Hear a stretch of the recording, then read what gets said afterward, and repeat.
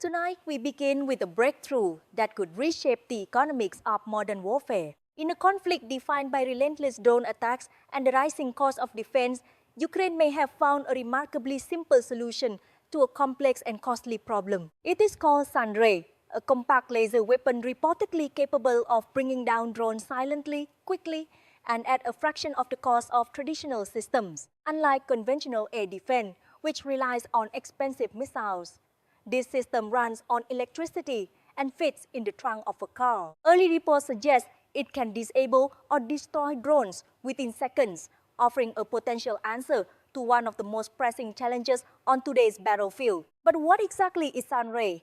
How does it work? And could it truly change the balance in the war? Tonight, we take a closer look. The war in Ukraine has evolved into one of the most technologically complex and economically demanding conflicts in modern history. And at its center lies a problem that has proven extraordinarily difficult to solve. That problem is not tanks, artillery, or traditional air power, but drones. Over the past several years, unmanned aerial vehicles have transformed from limited reconnaissance tools into some of the most influential weapons on the battlefield. They are now used for surveillance, targeting, and increasingly for direct attack. What makes this transformation so significant is not only the capability of these drones, but their cost and accessibility. Many of the systems deployed in large numbers are relatively inexpensive to produce, easy to modify, and simple to operate. This has created a situation where the side that can produce and deploy more drones gain a persistent and often decisive advantage, especially when the opposing side is forced to rely on far more expensive systems to stop them. By the year 2025, the scale of this challenge had expanded dramatically. Russian forces were launching large waves of drones on a weekly basis, targeting both military positions and civilian infrastructure across Ukraine. These attacks were not isolated or sporadic, but part of a sustained and deliberate strategy designed to overwhelm Ukrainian defenses. Reports indicated that more than 1,000 drones could be launched in a single week. Each of these drones, particularly those of the Shahed type, cost tens of thousands of dollars to produce. While that amount is not insignificant, it is dramatically lower than the cost of the systems used to intercept them. This imbalance has created a serious and ongoing economic strain on the defending side. To understand the magnitude of this imbalance, it is important to consider the cost of interception. Advanced air defense systems provided by Western allies are highly effective against a wide range of threats, including ballistic missiles and advanced cruise missiles. However, these systems were not originally designed to counter large numbers of small, low-cost drones. Interceptor missiles can cost hundreds of thousands or even several $1 million per unit. When one of these missiles is used to destroy a drone that costs only a fraction of that amount, the exchange becomes economically unfavorable. Over time, repeated engagement of this kind places enormous pressure on resources. Even when every interception is successful, the defending side risks exhausting its stockpiles far more quickly than the attacker expends its drones. This dynamic has introduced a new form of warfare, one driven not only by firepower or strategy, but by economic endurance. Instead of relying solely on superior technology, one side can attempt to gain an advantage through attrition measured in cost and production capacity. By deploying large numbers of inexpensive drones, it becomes possible to force the opposing side into a position where it must spend disproportionately large amounts of money to maintain its defenses. This approach does not require dominance in traditional military strength. Instead, it leverages scale, repetition, and efficiency to gradually erode the opponent's ability to sustain its defensive operations. For Ukraine, this challenge has been particularly severe. The country must defend a front line that stretches for hundreds of miles while also protecting critical infrastructure such as power plants, transportation networks, and densely populated urban centers. Every incoming drone represents not only a potential threat to human life and essential services, but also a difficult decision. Commanders must determine whether to deploy an expensive interceptor to ensure the destruction of the target or to conserve resources and accept a certain level of risk. These decisions are not isolated events. They accumulate over time, shaping the broader effectiveness of Ukraine's defensive strategy and influencing the long-term trajectory of the conflict. Compounding this problem is the rapid evolution of drone technology itself. Early in the conflict, many drones relied on radio signals for control and navigation, making them vulnerable to electronic warfare techniques such as jamming and signal disruption. However, as the war progressed, new innovation began to appear. One of the most notable developments has been the increased use of drones connected to their operators through fiber optic cables. These systems are resistant to many forms of electronic interference because they do not depend on wireless communication. As a result, traditional countermeasures have become less effective, further complicating the defensive environment and reducing the effectiveness of existing solutions. The result is a battlefield where conventional methods are increasingly under strain. Traditional air defense systems remain essential, especially against high-end threats, but they are not optimized for dealing with large volumes of small, inexpensive drones. At the same time, electronic warfare systems, while still valuable, cannot address every type of threat now being deployed. This has created a clear gap in capability, a space where existing tools are insufficient to meet the demands of modern combat. What is needed is not simply a more advanced version of existing technology, but a fundamentally different approach that can match the scale, speed, and cost efficiency of the threat it is designed to counter. This situation has forced a shift in thinking among military planners and engineers. The objective is no longer limited to intercepting incoming threats, but to doing so in a way that is sustainable over extended periods of conflict. Sustainability in this context includes not only operational effectiveness, but also cost management, production capacity, and logistical feasibility. A system that cannot be produced in large numbers or deployed rapidly is unlikely to have a meaningful impact in a fast-moving and resource-intensive war. As a result, the search for alternative solutions has accelerated, driven by the urgent need to restore balance to a battlefield that has become increasingly defined by economic disparity. In many ways, the drone problem in Ukraine reflects a broader transformation in modern warfare. It underscores the growing importance of adaptability, rapid innovation, and economic efficiency. The side that can best integrate these elements gains a significant advantage, even without overwhelming military superiority. As the conflict continues, it has become clear that addressing this imbalance is not optional.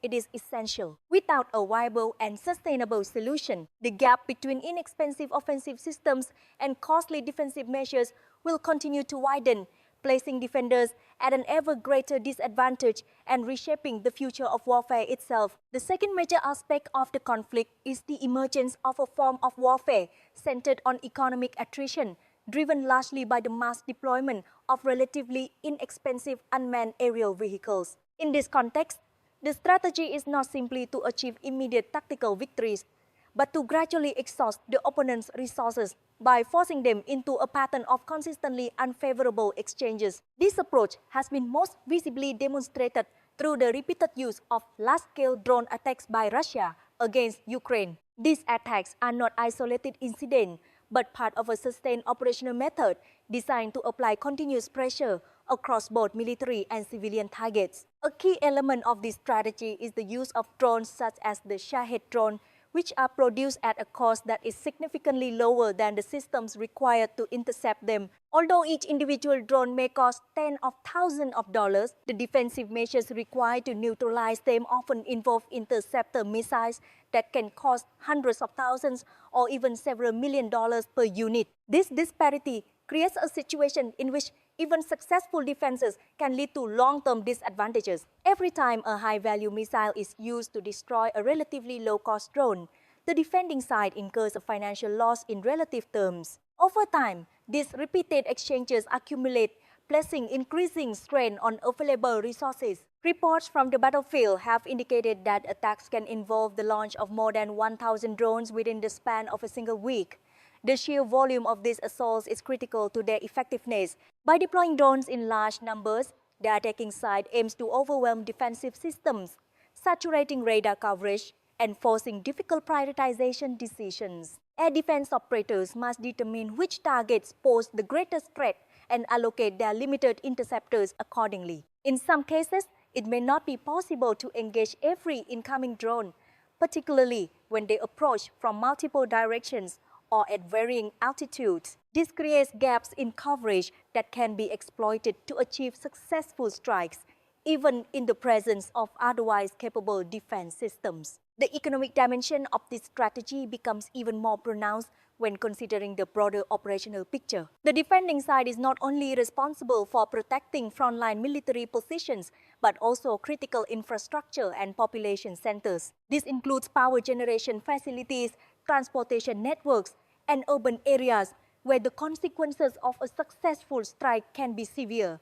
As a result, commanders are often compelled to engage incoming drones, even when doing so is economically inefficient. The cost of allowing a drone to reach its target in terms of both human life and infrastructure damage can far exceed the immediate financial savings of conserving interceptor missiles. This creates a persistent dilemma in which every decision carries significant trade-offs. Over time, this dynamic transforms the nature of the conflict. Instead of focusing solely on battlefield maneuvers or territorial gains, both sides become engaged in a contest of production capacity and financial endurance. The ability to manufacture drones at scale, maintain supply chains, and sustain continuous operations becomes as important as traditional measures of military strength.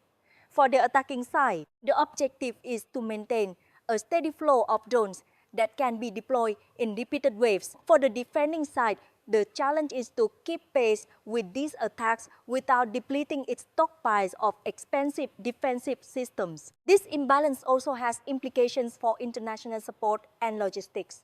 Ukraine relies heavily on assistance from allied nations to supply advanced air defense systems and the munitions required to operate them. However, these resources are not unlimited. Production lines for high-end interceptor missiles are complex and cannot always be scaled up Bisura to match the pace of consumption in an active conflict. Delays in resupply can create vulnerabilities, particularly during periods of intensified attacks. At the same time, the relatively simple design and lower production costs of many drones allow for more flexible and rapid manufacturing processes, further reinforcing the advantage of the attacking strategy. Another important factor is the psychological impact of sustained drone attack. The constant threat posed by these systems can place significant stress on both military personnel and civilian populations. Air raid alerts, infrastructure disruptions, and the uncertainty of repeated strikes contribute to a sense of ongoing pressure that extends beyond the immediate physical damage caused by the drones themselves. This psychological dimension complements the economic strategy, amplifying its overall effectiveness. Ultimately, this form of warfare represents a shift toward a model in which efficiency, scalability, and cost-effectiveness play a decisive role. The repeated use of inexpensive drones to force costly defensive responses illustrates how technological accessibility can reshape the balance of power. It demonstrates that achieving an advantage no longer depends solely on possessing the most advanced or powerful weapons, but on the ability to deploy resources in a way that imposes disproportionate costs on the opponent. In the case of Ukraine, addressing this challenge requires not only maintaining defensive capabilities, but also developing new approaches that can counter mass drone attacks without incurring unsustainable expenses. Without such adaptations, the economic pressure generated by this strategy will continue to influence the trajectory of the conflict in profound ways. The third major dimension of the conflict lies in the rapid evolution of drone technology and the resulting need for entirely new defensive approaches. As the war has progressed, it has become increasingly clear that traditional systems, while still essential, are no longer sufficient to address the full spectrum of emerging threats. The pace of innovation in unmanned systems has introduced new capabilities that challenge existing doctrines and expose critical gaps in defense strategies. This has forced military planners,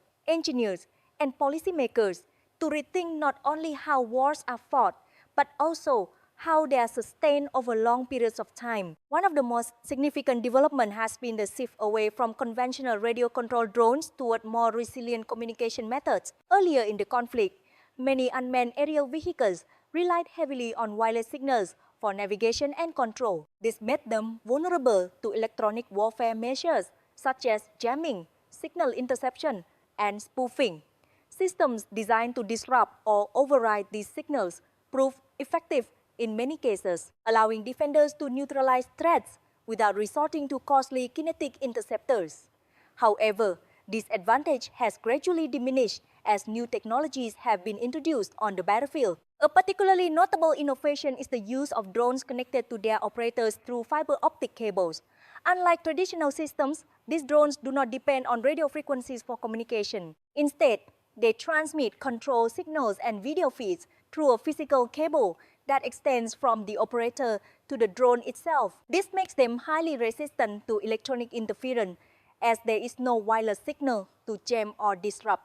As a result, many of the electronic warfare tools that were once effective against earlier generations of drones are now far less reliable when facing these newer systems. The introduction of such technologies has complicated the defensive environment in profound ways. It is no longer sufficient to rely on a single category of countermeasures. Instead, defenders must integrate multiple layers of protection, combining electronic warfare, kinetic interception, and other emerging solutions. Even then, success is not guaranteed. Each new adaptation by one side is often met with a counter-adaptation by the other, creating a continuous cycle of innovation and response. This dynamic has accelerated the pace of technological change, making it difficult for any single solution to remain effective for long. Another challenge lies in the scale at which these technologies must be deployed. It is not enough to develop an effective countermeasure in isolation. Any viable solution must be capable of operating at the same scale as the threat it is designed to counter. This means it must be affordable, easy to produce, and simple to deploy across a wide range of environments. High-performance systems that are expensive or difficult to manufacture may offer impressive capabilities, but they are unlikely to have a decisive impact if they cannot be fielded in sufficient numbers.